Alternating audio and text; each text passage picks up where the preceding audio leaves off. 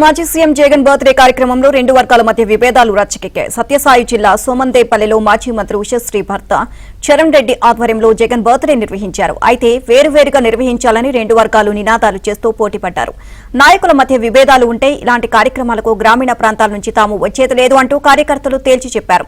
పెనుకొండ నియోజకవర్గంలో ఇద్దరు మాజీ మంత్రులు ఉషశ్రీ శంకర్ నారాయణ మధ్య విభేదాలు ఉన్నాయి.